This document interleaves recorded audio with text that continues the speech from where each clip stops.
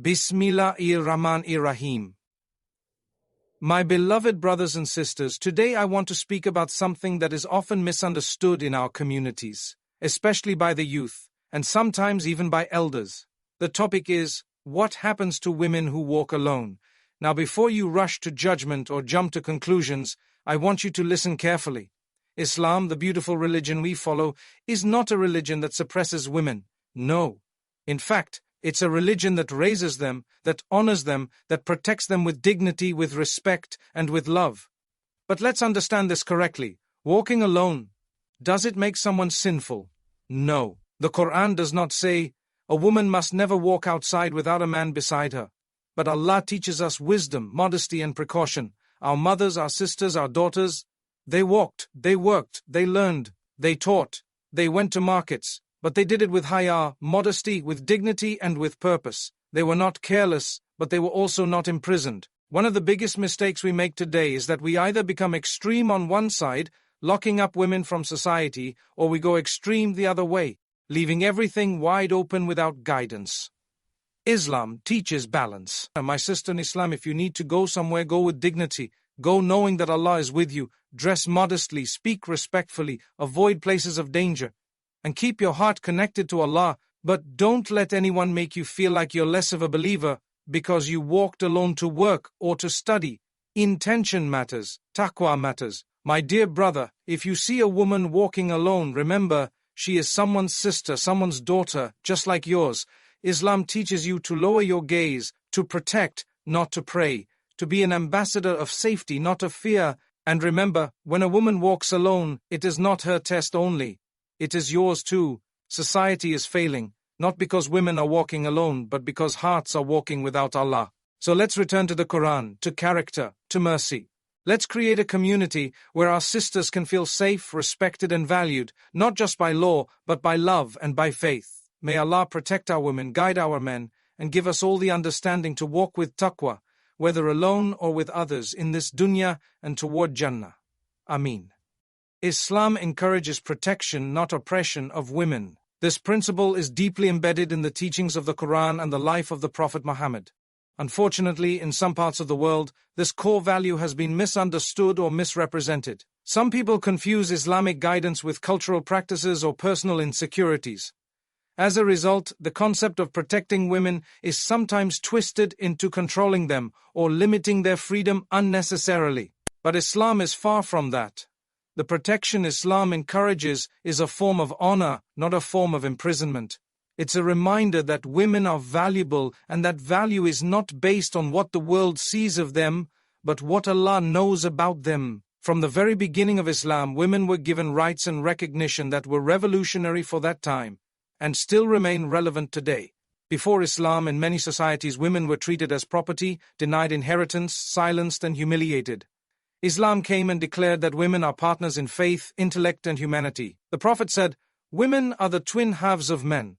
This means their worth is not secondary, it's equal in their standing before Allah. Women were given rights to education, to inheritance, to owning property, to expressing their opinions, to working within boundaries of modesty, and most importantly, the right to worship and connect with Allah directly. When we say Islam encourages protection, it means safeguarding women from harm. Physical, emotional, social, and spiritual harm. It is not about denying them their basic rights. For example, if a woman needs to walk somewhere by herself, whether to the masjid, the market, or her workplace, it is not haram. What Islam encourages is for her to be safe, to dress with modesty, and to be aware of her surroundings. But even more than that, Islam commands society to ensure that she can walk in peace. The man is told to lower his gaze. The community is told not to allow corruption, abuse, or injustice. This is protection through values, not confinement. Sadly, in some cultures, women are made to feel guilty for simply existing in public spaces. They're told things like, "Why are you walking alone?" or "You shouldn't be out without a male guardian." While it is true that Islam values the presence of a mahram male guardian in specific situations, like long-distance travel where safety is genuinely a concern, this rule is often applied too broadly. We must differentiate between what Islam actually teaches and what people assume it says. The goal was never to isolate women from society. The goal was to ensure they engage in society without being disrespected or harmed. Look at the life of Khadija Ra, the wife of the Prophet. She was a businesswoman, independent, wise and respected. She managed trade routes, dealt with men professionally, and yet maintained her modesty and dignity. Not once did the Prophet tell her to stop because she was a woman. Instead, he supported her. Aisha Ra, another wife of the Prophet, was one of the greatest scholars of Islam. Men and women came to her to seek knowledge. She even participated in battles not as a fighter, but as a nurse, an advisor, and a leader. These examples show us that Islam's protection of women does not come by silencing them or locking them behind walls, but by giving them the space to shine, with faith, with respect, and with support. True Islamic protection is not about suspicion or fear. It is about love and accountability. When a father teaches his daughter to dress modestly, it's not because he's ashamed of her beauty, it's because he wants her to be honored for her character, her faith, and her mind. When a husband walks beside his wife, it's not because she can't walk alone, it's because companionship is part of love, and Islam encourages that unity. In today's world, when women walk alone, sometimes by necessity, sometimes by choice, our responsibility as a community is not to judge them, but to make sure they are safe and supported. The question should not be, why is she alone? The better question is, have we created a society where she can be alone without fear? That is the true Islamic standard.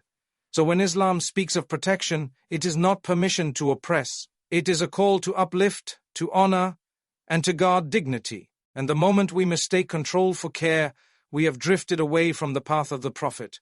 Let us bring back the balance, where women are protected not by force, but by faith and by the values that make Islam a mercy to all. Walking alone is not a sin, but context matters. This is an essential point that many people misunderstand when they discuss women's movement in Islam. Nowhere in the Quran or authentic hadith does it say that a woman is sinful for walking by herself.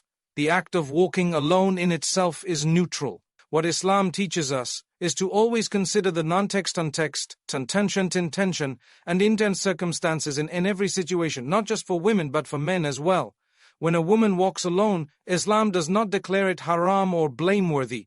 Rather, Islam encourages all individuals, regardless of gender, to be cautious, to stay away from harm, and to take the necessary steps to preserve safety and dignity. This is not a matter of guilt or shame. It is a matter of responsibility and awareness. A woman going to work, school, or even to the masjid on her own is not committing any sin. She is simply fulfilling her needs or obligations. The difference lies in how it is done and thent. For example, if a woman walks alone at night in a dangerous area where crimes are frequent, Islam would advise her to avoid such situations, not because she is sinful if she walks there, but because the person risk is high, and Islam teaches us not to expose ourselves to danger unnecessarily. It's the same principle applied to anyone. If a man walks alone through a dangerous alley with wealth exposed, he's not sinful, but he's also not wise. Islam teaches wisdom and balance in every step. When scholars speak about precautions in public life, they are usually referring to societal realities. At the time of the Prophet, people lived in tight-knit communities. Even then, modesty, safety, and public behavior were emphasized for everyone. The Prophet taught his companions not to loiter on roads or public paths. He taught them to lower their gaze and to greet with peace. These teachings apply whether a person is alone or in company. What's important is in character you carry, not whether you are accompanied or not. Women during the Prophet's time did walk alone when necessary. They went to the masjid, to the marketplace, to visit relatives. In Sahih Bukhari, a woman approached the Prophet and asked questions in public. He never told her to return home or bring a man with her before she could speak. In fact, the Prophet instructed men not to interfere or judge unnecessarily. He once said, "Do not stop the female servants of Allah from going to the masjid, even when some of the companions were hesitant." This shows that women had autonomy, but within the moral framework of Islam. Let us also reflect on the story of Musa and the daughters of the righteous man in Madian. When Musa arrived at the well, he saw two women holding back their animals, not mixing with the crowd of shepherds. He helped them fetch water. Later, one of the women came walking alone to invite him to meet her father. The Quran even praises how she approached Musa, with al-Qashaya, modesty and confidence and rash and grace. Allah did not criticize her for walking alone. He praised her character. This is the example we must learn from. The intention behind walking alone matters as well. If a person, male or female, is outside for good purpose, like work, study, caring for family or worship, there is reward in it. But if someone walks alone to engage in sin or provoke attention, then the issue is not walking alone. The issue is the tension and bad behavior. Islam does not just look at the physical act. Islam looks deeper, at the purpose behind it and the way it is carried out. We must also remember that Islam does not allow blaming or shaming women based on assumptions. Sadly, when a woman is seen walking by herself, some people rush to judge her character. This is not Islamic behavior. The Prophet taught us to think well of others, to avoid suspicion, and to leave judgment to Allah. A woman may be walking alone because she has no other choice. She may be on her way to care for her family, seek knowledge, or earn a halal income. We do not know her story, and even if we do, we are not allowed to shame her. Instead of focusing on whether a woman should walk alone, we should focus on building a society where everyone feels safe, respected, and spiritually grounded. A woman walking alone is not the problem. A society that lacks decency, that does not protect the vulnerable, and that spreads corruption, that is the problem. Islam encourages us to be smart, to plan wisely, and to trust in Allah while taking practical steps. Women, like men, must be free to move, live, and grow in this world, while remaining connected to their faith. As long as modesty, purpose, and taqwa are upheld, walking alone is not a sin, it is simply a step in the journey of life. The Prophet empowered women. This is a fact that cannot be denied by anyone who truly studies his life and teachings. From the very beginning of Islam, women were not sidelined or silenced. They were at the center of the message, actively participating, learning, teaching, and contributing to the growth of the Muslim Ummah. The empowerment that Islam gave to women under the leadership of the Prophet was revolutionary, especially at a time when women were often treated as property, buried alive as infants, or denied the most basic human rights. When we say that the Prophet empowered women, we're not talking about empowerment in the modern, shallow sense of just allowing visibility or worldly success. We're talking about a deep, spiritual, intellectual, and social empowerment rooted in faith, honor, and responsibility. He gave women the space to worship, to lead, to express, and to serve, not only their families but their communities and their religion. Take the example of Khadija bint Khuwaylid Ra, the Prophet's first wife. She was a wealthy, successful businesswoman who employed men, managed trade routes, and made independent financial decisions. When she married the Prophet, she didn't lose her independence. In fact, her wealth and support became the foundation upon which the early Islamic message was nurtured. She believed in the Prophet when no one else did, and she used her resources, intelligence, and strength to help him in his mission. Never once did the Prophet diminish her role as a woman or a partner. He valued her so deeply that even after her death he remembered her with love and loyalty. Then we have Aisha bint Abi Bakr Ra, another one of the Prophet's wives and one of the greatest scholars in the history of Islam. She was bold, brilliant, and articulate. She narrated over 2,000 hadiths and was consulted by senior companions on matters of fiqh, Islamic law, theology, and medicine. The Prophet encouraged her knowledge. He didn't silence her, he celebrated her. This is true empowerment, where a woman's mind and heart are allowed to grow in the light of divine guidance and where she becomes a source of benefit to the entire ummah. Let's not forget Nusayba bint Ka'b Ra, a woman who took part in battles not because she sought war, but because she felt a sense of duty to defend the Prophet. At the Battle of Uhud, when many fled, she stood firm with her sword, shielding the Prophet with her own body. He praised her courage and faith. Then there's Asma bint Abu Bakr Ra, who risked her life to smuggle food to the Prophet and her father while they were hiding in the cave of Thor. Her bravery was as critical to the hijrah as the strength of any man. These are just a few examples, but the list goes on. Women were scholars, warriors, poets, caregivers, businesswomen, and spiritual leaders.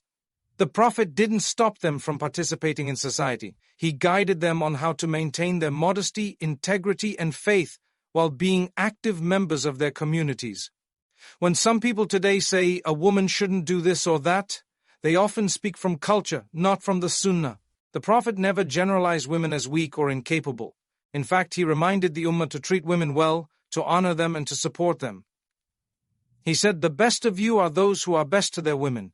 That hadith is not just about marriage, It's about how society treats women in general, with respect, with kindness, and with appreciation. Unfortunately, in some cultures, religious teachings are distorted, and women are confined more than they are protected. They're told to stay silent rather than be educated. They're discouraged from leadership, even though the Prophet welcomed their leadership when it was rooted in taqwa. Islam does not discourage strong women. It encourages righteous strength in both men and women. We must revive the spirit of the Prophet. We must go back to the original sources and ask ourselves, how did he deal with women? How did he empower them? How did he value their voices and their roles? Empowerment in Islam is not about copying others or seeking worldly validation. It's about fulfilling one's purpose with dignity, guided by the Quran and Sunnah. The Prophet showed the world that women are not behind men, they are beside them in the journey to Jannah. And any society that wishes to succeed must uplift its women in the same way the Prophet did, with wisdom, compassion, and honor. Taqwa, or God consciousness, is a core value in Islam, and it is commanded equally for both men and women. Allah does not distinguish between genders when it comes to spiritual responsibility. The same Quran that says lower your gaze to men also says lower your gaze to women. The same Quran that says be mindful of Allah applies to both. Islam does not have two standards of righteousness, one for men and another for women. The standards are the same because the soul does not have a gender. What Allah looks at is the heart, the intentions, and the actions, regardless of whether the person is male or female. In Surah Al-Hujurat, Allah says, "Indeed, the most honorable of you in the sight of Allah is the one with the most taqwa." He does not say the most honorable man or the most honorable woman. He says the one with the most God consciousness. This tells us clearly that spiritual elevation is based on one's relationship with Allah, not their gender or societal role. Taqwa is the foundation upon which every believer is expected to build their life. It influences how we speak, how we walk, how we deal with others, and how we handle situations, especially when no one else is watching. Unfortunately, in many communities today, there is a heavy emphasis on how women should behave, dress, and carry themselves, while the same level of attention is not given to the men. Islam, however, is balanced. If a woman is taught to dress modestly, then a man is also taught to lower his gaze and control his desires. If a woman is instructed to avoid places of temptation or unnecessary mixing, then a man is instructed to fear Allah and respect every woman he sees, whether she is modest or not. Taqwa is not only for the one who is visible, it is also for the one who is looking. The problem arises when we burden women with the responsibility of maintaining society's morality while excusing men from theirs. Some people will say, she shouldn't walk there, or she shouldn't dress like that, but they won't say, he shouldn't stare, or he should lower his gaze. This double standard is not from Islam. The Prophet Muhammad held everyone accountable. He never told women, you are the reason for fitna. Instead, he warned both men and women to guard their hearts and avoid temptation. Taqwa is a shared duty. When we speak about a woman walking alone, for example, it is often framed as her responsibility to avoid fitna. But what about the men in that environment? Are they not responsible for their behavior? Are they not commanded to be people of taqwa, whether they're in public or private? A woman walking alone does not cause someone to sin. His lack of taqwa does. This is why the Prophet always emphasized internal purification more than outward control. A man with taqwa will fear Allah whether he's surrounded by women or completely alone. He won't take advantage of someone because he knows Allah sees everything, and a woman with taqwa will carry herself with dignity regardless of who is watching. The beautiful thing about taqwa is that it frees you from fear of people and ties your heart to Allah. Whether you're a woman walking to work in a busy city or a man dealing with temptation online, the reminder is the same. Fear Allah wherever you are. This is what shapes a righteous society. Not control through fear, but transformation through taqwa. When individuals focus on their own accountability before Allah, they begin to behave with integrity, modesty, and respect. That's when trust is built in communities. The female companions of the Prophet were models of taqwa. They didn't wait for someone to police them. They were self-aware, driven by faith. They contributed to society, helped in battles, taught knowledge, and raised generations of believers, all while remaining spiritually focused.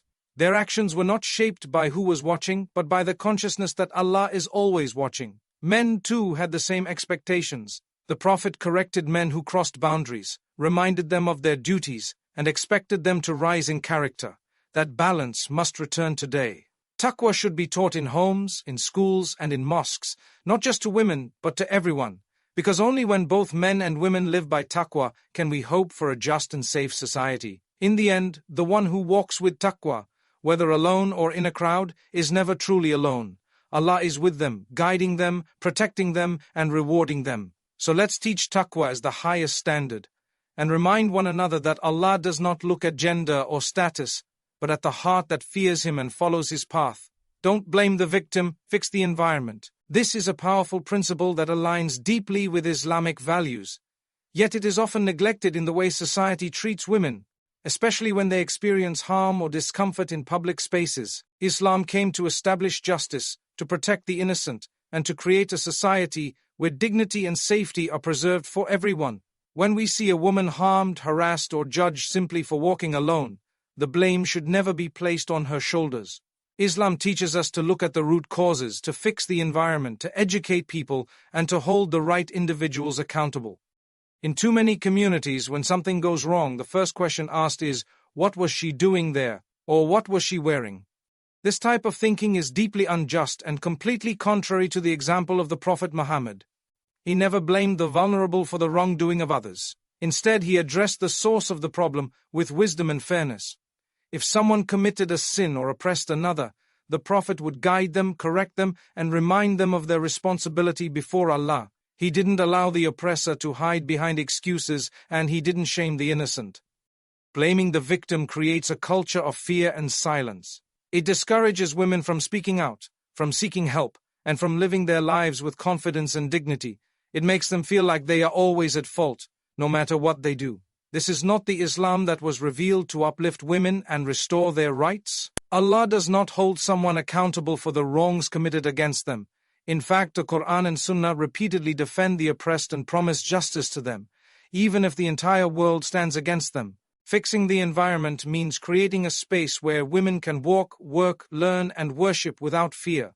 It means educating men and women about mutual respect, personal responsibility, and taqwa. It means building a culture where inappropriate behavior is not tolerated or brushed aside as something normal. Islam doesn't allow injustice to be normalized. When we accept harassment or mistreatment as just how things are, we are failing to uphold one of the core teachings of our deen, standing up against wrongdoing, even if it is within our own families or communities. The Prophet took steps to protect the safety and honor of everyone in society. He taught men to lower their gaze and to control their desires, not to expect women to carry the entire burden of public morality. When a man stared too long or behaved inappropriately, the Prophet would not stay silent. He corrected them publicly so others would learn. One such incident is narrated in Sahih Muslim, where the Prophet turned a companion's face away when he kept staring at a woman. He didn't scold the woman, he corrected the man's gaze. This is the balance and justice of Islam. The Prophet also ensured the masjid was accessible and safe for women. When women came to pray, he didn't ask them to pray at home or blame them for being present. In fact, he explicitly said, "Do not prevent the female servants of Allah from attending the mosques." He also assigned a separate exit for women to reduce unnecessary interaction and protect their comfort. This shows us that the Prophet addressed environmental factors to maintain dignity, not by banning women, but by improving the space around them. We have to ask ourselves, are we building such environments today? Are our streets safe? Are our masjids welcoming? Are our workplaces respectful? If not, then we need to stop pointing fingers at women who are simply trying to live their lives and start holding the right people accountable. Whether it's through education, enforcement of laws, or community reform, the burden of fixing society lies with all of us. Islam is not about restriction, it's about responsibility. Every man and woman is responsible for their own actions, but society is responsible for protecting the weak, the innocent, and the vulnerable. When we blame the victim, we abandon this responsibility. When we fix the environment, we fulfill it. So the next time we hear about a woman who was harassed or judged for walking alone, let us not rush to question her choices. Let us instead ask, what kind of society have we built? Are we upholding justice the way the Prophet taught us? Are we creating spaces where women are respected, not just protected? Blaming the victim only deepens injustice, but fixing the environment honors the very spirit of Islam. a religion sent to remove darkness and replace it with light, to remove fear and replace it with peace, and to protect every soul with dignity, mercy, and truth. Rely on Allah, but tie your camel. This profound statement from the Prophet Muhammad teaches us the perfect balance between faith and action. It means that as believers, we place our full trust in Allah, but we do not neglect the worldly steps and precautions that are within our control. This concept is essential in every area of life, whether it's seeking sustenance, protecting oneself from harm, or even when a woman needs to walk alone. Islam does not promote recklessness in the name of tawakkul, trust in Allah, nor does it promote fear that paralyzes someone from living their life. It promotes a middle path: take the necessary steps, then leave the outcome to Allah. When the Prophet said, "Tie your camel and trust in Allah," he was addressing a man who had left his camel without securing it. The man said, "I trust in Allah," but the Prophet corrected him. Trust in Allah does not mean abandoning effort. It means doing your part with sincerity, then surrendering the results to Allah's wisdom. This principle is equally relevant when we talk about the safety and movement of women in public life. A woman who goes out of her home for a valid purpose, whether it's work, education, shopping, or attending a religious gathering, should rely on Allah for protection, but she should also take reasonable precautions. That includes being mindful of her surroundings, dressing modestly, staying in safe areas, and avoiding unnecessary risks. These are not signs of weakness or fear, they are signs of wisdom. It is wrong to tell a woman that she must never step outside because the world is dangerous. The world was dangerous even during the time of the Prophet, yet women moved about with dignity and purpose. What Islam teaches is not to isolate oneself out of fear, but to prepare oneself with wisdom and trust in Allah. Taking precautions is a sunnah. Even the Prophet, who was under divine protection, took measures to ensure safety during travel, battles, and daily life.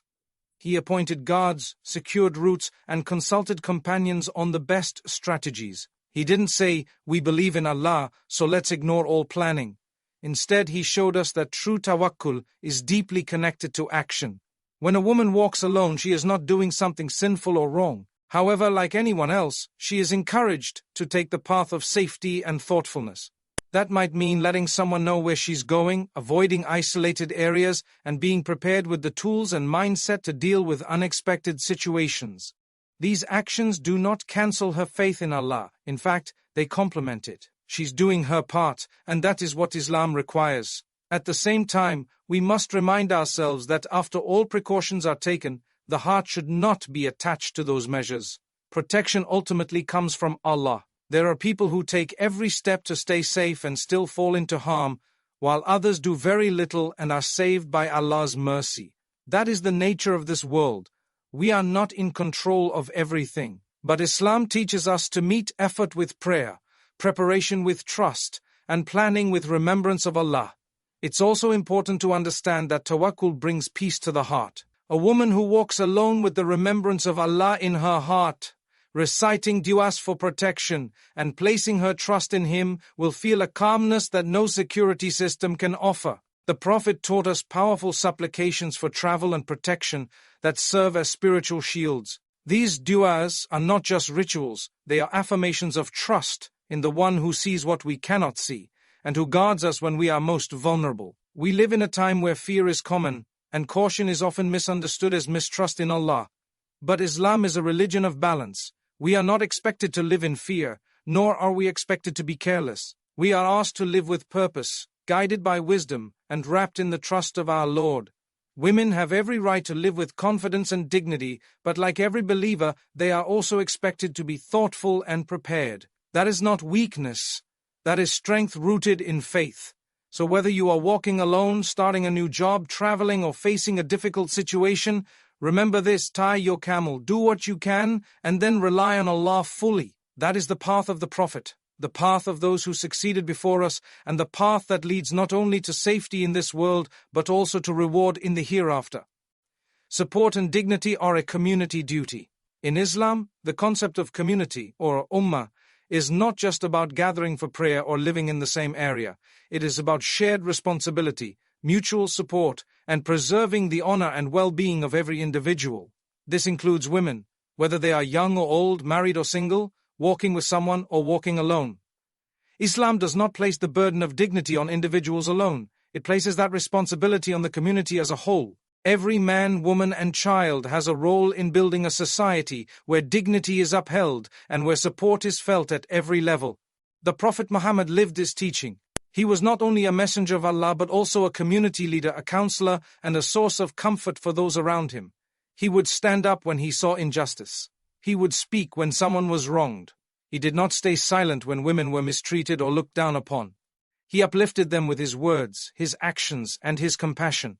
His treatment of women, his wives, daughters, companions, and even strangers was filled with respect, empathy, and kindness. And he taught his followers to do the same.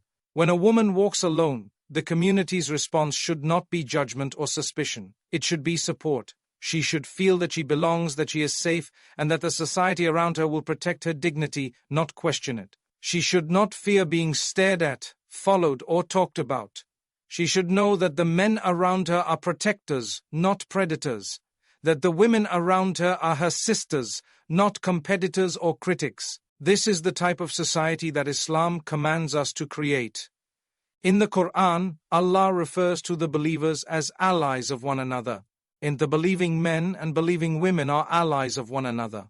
They enjoin what is right and forbid what is wrong. Surah At-Tawbah 971. Allies do not watch each other fall.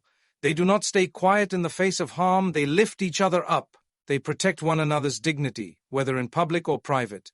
This includes speaking out against harmful attitudes, confronting injustice, and ensuring that no woman feels unsafe or disrespected simply for existing in public. In many cultures today, there's a dangerous tendency to isolate women or burden them with unrealistic expectations of modesty and silence. While Islam emphasizes modesty, it never meant for it to be a tool of oppression or fear. A woman can be modest and strong. She can be visible and dignified. She can walk alone and still be deserving of the community's full support. Islam does not equate presence with impropriety. It looks at intentions, conduct, and character, not appearances or assumptions. When the community supports women with sincerity and fairness, it brings out the best in everyone. Men learn to be responsible and respectful. Women grow in confidence and faith. Children are raised in an environment where they see dignity practiced in real life. The ripple effect is powerful. But when a society turns a blind eye to harassment, gossip, and mistreatment, then dignity becomes a luxury only for some, instead of a right for all. Supporting women is not about being modern or progressive. It is about being Islamic. It is about following the sunnah of the Prophet, who stood when Fatima entered the room, who raced with Aisha for fun, who listened to women's complaints with patience, and who took their knowledge seriously. That level of respect was not performative, it was sincere. He saw women as complete human beings with intellect, emotion, purpose, and worth. Every masjid, every neighborhood, and every home should reflect that spirit. Support doesn't always mean big actions. Sometimes it's in how you speak, how you look at someone, how you respond to a complaint,